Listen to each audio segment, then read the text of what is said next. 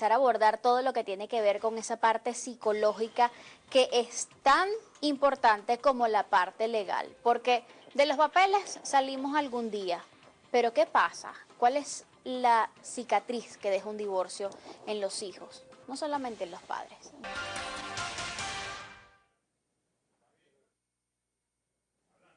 Para muchos es todo un calvario llegar desde la decisión de divorciarse hasta la sentencia que emana el juez y en la que ya pues se establece todo lo que es el régimen de visitas, todo lo que tiene que ver con la manutención, quién se va a quedar con los hijos, en fin, muchísimas cosas. Pero de allí en adelante es cuando realmente comienza la parte dura del divorcio y tiene que ver con el impacto que esto produce no solamente en los excónyuges, sino en los hijos, esos hijos que nunca se deben divorciar de los padres, como lo decía anteriormente la abogada Georgina Morales, quien nos acompañó hasta esta hora. Ya está con nosotros Manuel Fariñas, él es psicólogo clínico, además con mucha experiencia en este tipo de casos, para conversar justamente sobre este punto. Pero antes, Manuel, yo quisiera que viéramos un estudio bastante interesante que se realizó por parte de una universidad en el exterior y que habla justamente del impacto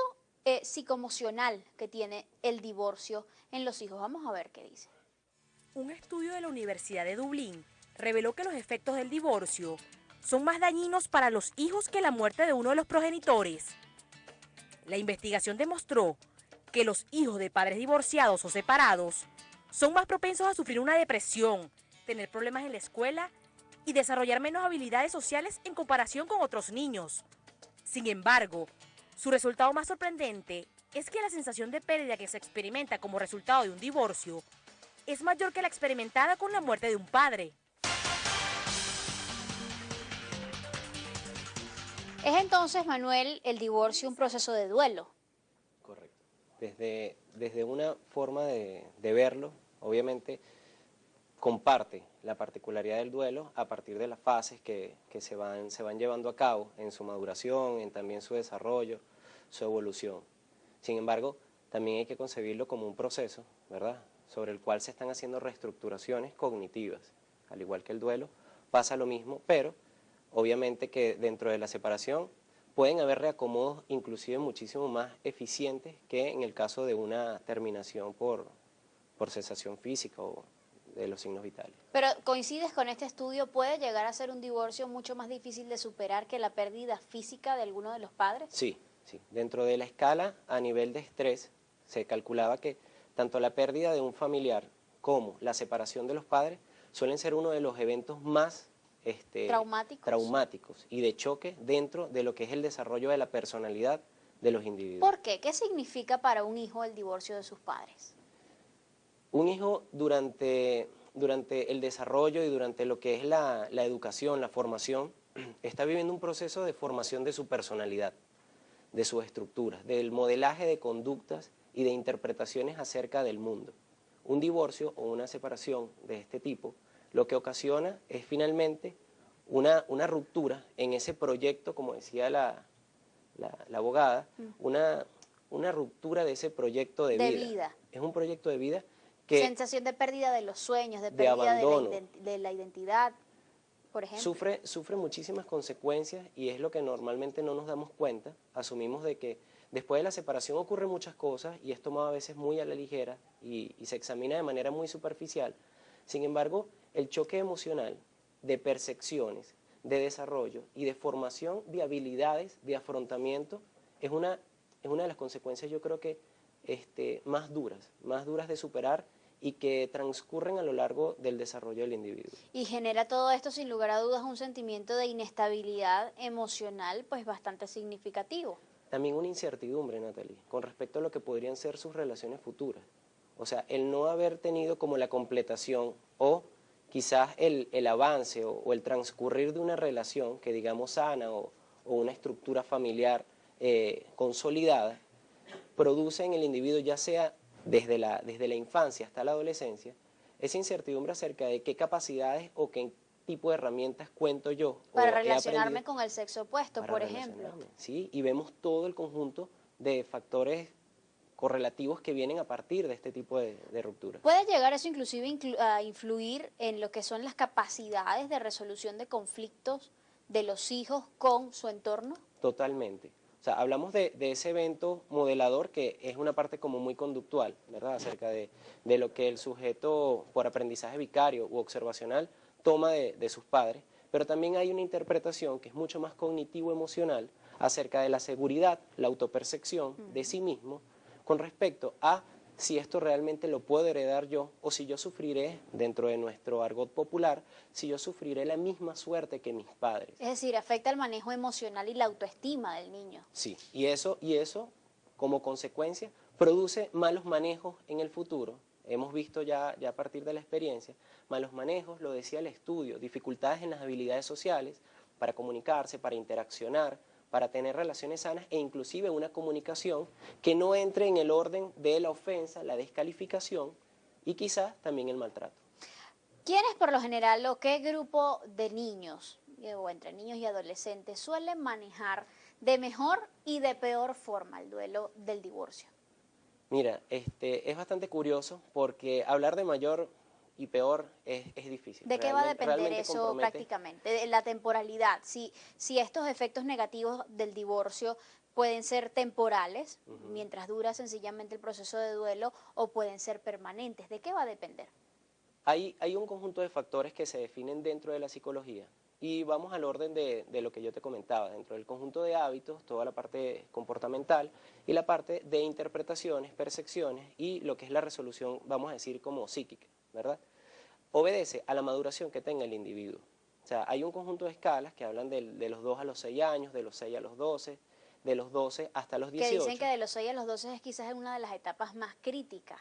Es una de las etapas más terribles, pero vemos la particularidad, por eso comprometernos a decir cuál mejor o peor tienen sus diferencias. O sea, poder identificar que el adolescente puede ser realmente muy conflictivo por toda la información que maneja, por todo lo retador y desafiantes que pueden ser, por lo agresivos que se pueden mostrar ante esto, es muy distinto de repente al niño de 2, ¿verdad?, a 6 años, que lo que está es en una constante negación, que está fantaseando con respecto al reencuentro o a la reunificación de la pareja, y distinto a un muchacho, a un niño de 6 a 12 años, que está más bien resistente, triste, y está identificando y pudiendo llevar lo que tú comentabas, ese duelo, de una manera más o menos comprensible, pero con una dificultad enorme por su nivel de interpretación y su madurez cognitiva. Y eso es importante. ¿Cómo suelen exteriorizar los hijos ese duelo del divorcio? Toda esa sensación de ya no sé quién soy, de ya no sé qué va a pasar con mi vida, porque entonces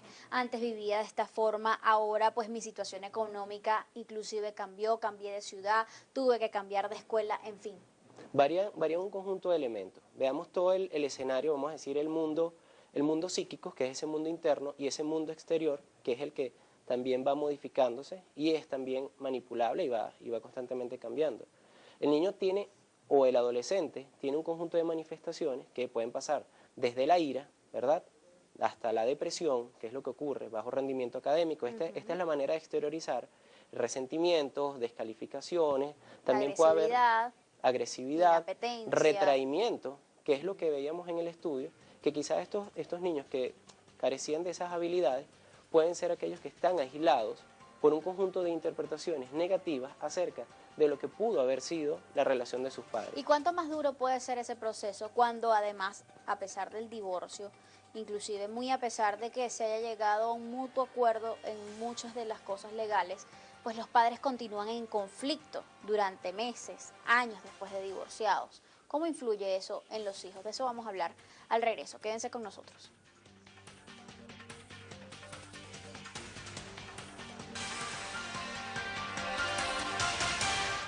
Rápidamente leo comentarios que nos llegan a esta hora a través del Twitter, @solucionesgb. Gilberto Cotúa nos dice: ¿cuál es el tiempo real de vivir un duelo de un divorcio? Porque he visto más de 2 años en ese proceso. Soluciones Divorcio, gracias. Ok.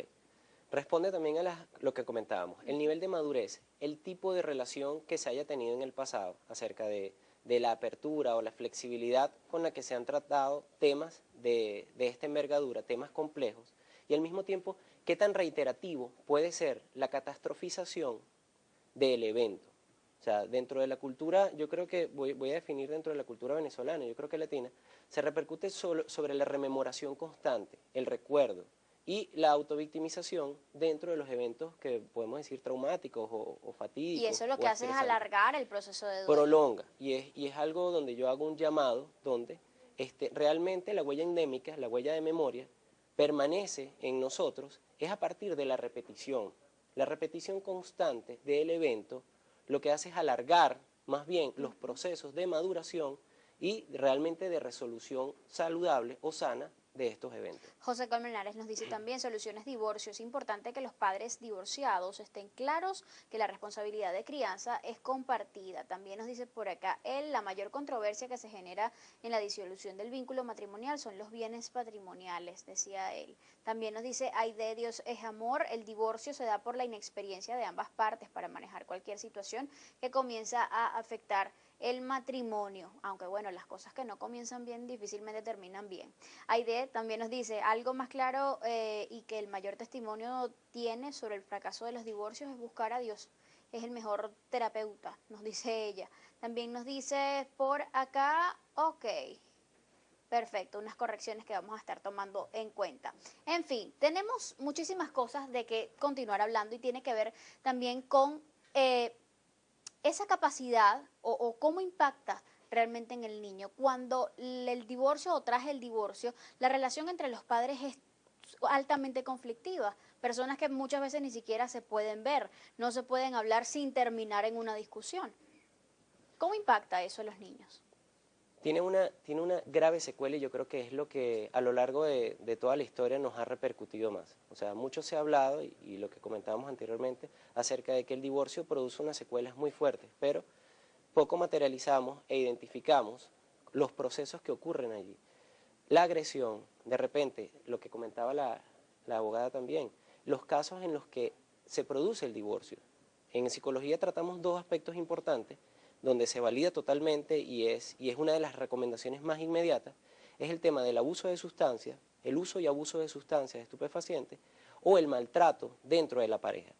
Estos dos eventos producen, ¿verdad?, unas secuelas muy fuertes en lo que es el desarrollo del niño y retarda también ese proceso de resolución saludable. Eso es una de las cosas que tenemos que identificar. La pelea constante después del divorcio obedece quizás, y es lo que invito a ser evaluado siempre, acerca de las patologías o posibles trastornos de comportamiento o psicológicos que puedan tener cualquiera de las partes de los padres. O sea, se tiende, como decían los comentarios, dejar que el tiempo lo cura todo, el tiempo lo sana todo, o en instancias superiores. Eso realmente es ubicar el locus de control externo, la responsabilidad de nuestros eventos, a otras instancias. Para resumir entonces, la relación entre los padres es importante. La relación entre padres e hijos es aún más importante. ¿Cuán determinante es justamente seguir garantizando todo el conjunto de necesidades, no solamente materiales, sino psicológicas, emocionales en el niño a partir de la separación? Porque, por ejemplo, nos dice por acá María Alejandra, soluciones de divorcio, estoy en proceso de divorcio y tenemos un niño especial. Desde que nos separamos, el papá no lo busca casi. Con respecto a eso, tratar de mantener todo el conjunto de hábitos, de lo que tiene que ver con los lugares de visita, colegio, deportes, amistades, la misma ubicación, tratar de los primeros meses, dependiendo también si son niños grandes o pequeños, pero en el caso de los pequeños, tratar de mantener todo de la manera más estable posible, separar muy bien lo que es la relación conyugal, ¿verdad?, de lo que es la relación parental. O sea, dentro de lo que es la relación conyugal se separan, existe el conjunto de conflictos, los motivos de divorcio, pero a nivel parental tratar de mantener las mismas responsabilidades. O sea, tenerle ese orden, porque lo que se está creando es un desorden total dentro de la psiquis del niño o del adolescente, y confunde y retarda más los procesos de aceptación. Eso me lleva también a otra pregunta importante, los cambios. Hay de repente madres o padres de los que se quedan con la custodia de los niños, que a raíz del divorcio y sobre todo si estas personas no querían, digamos, ese proceso de divorcio, no querían divorciarse, pues ya cuando sale la sentencia lo que hacen es ver para qué ciudad se mudan. Obviamente eso implica cambio de colegio, cambio de amigos, cambio de actividades. ¿Cuánto afectan esos cambios tan abruptos a los niños o a los hijos que son víctimas pues del proceso? Es terrible, porque mencionábamos que el niño tiende a tomar una interpretación de culpabilización, o sea, de que él podría ser el causante de esa ruptura, de esa separación. Mencionaba la abogada en el segmento anterior acerca de esos procesos también vengativos. Hay un proceso también de revisión que deben hacer parte y parte de la pareja. Muchas veces los padres toman estas decisiones sin pensar en los niños. Sencillamente por tener la razón, sencillamente para imponer su Necesito poder. marcar distancia.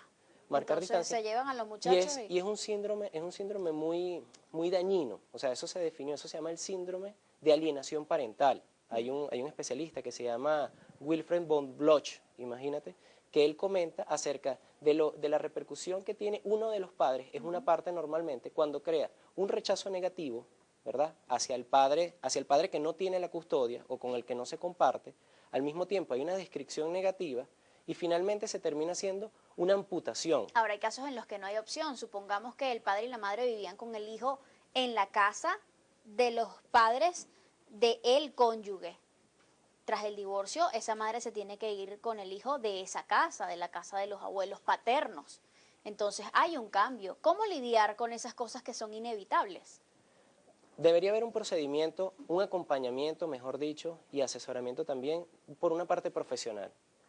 Respeto totalmente los manejos, van a haber opiniones compartidas, pero lo que se buscaría es poder suavizar y hacer una explicación lo más concreta posible acerca de lo que involucran estos cambios. ¿Qué ocurre? Estamos hablando de habilidades de afrontamiento, de maneras asertivas de comunicar las cosas y la evitación de estos rechazos y esta amputación de la parte psíquica que te comentaba anteriormente.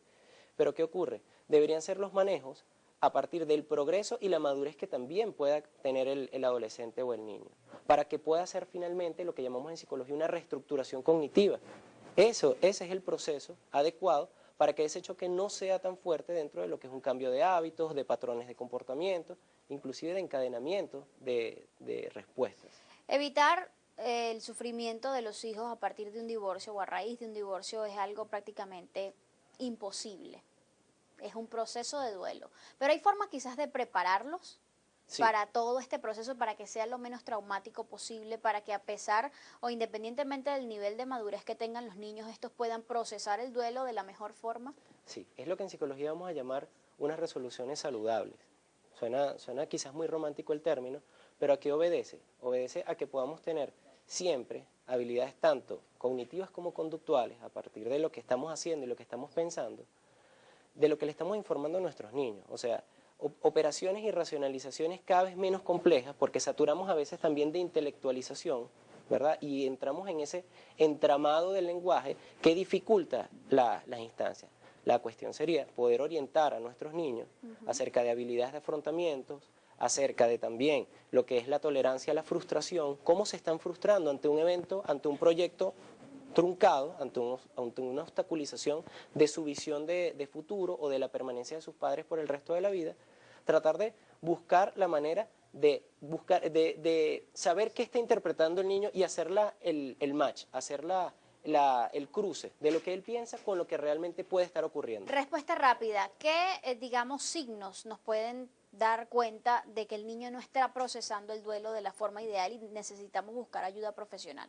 Todas las manifestaciones que podamos ver que son disfuncionales al entorno donde se rodea. Por ejemplo. Tristeza, retraimiento, bajo rendimiento académico, rechazo de uno de los padres, descalificaciones hacia el mismo, inclusive búsqueda en adolescentes de parejas de manera desordenada o conductas de riesgo. También suele suceder. Para prevenir esto, pues entre otras cosas, el amor, el afecto constante y la comunicación son cosas vitales por parte de ambos padres, no solamente el que tiene la custodia. Davidson Olaizola nos dice por acá o pregunta, ¿cómo protejo a mis hijos ante las malas intenciones de mi ex? Soluciones divorcio. Cuando quizás se dan esos casos, Manuel, en los que siempre hay uno de los padres que quiere hacer que los hijos sean vigilantes del excónyuge para saber qué está haciendo, para manipularlo, en fin.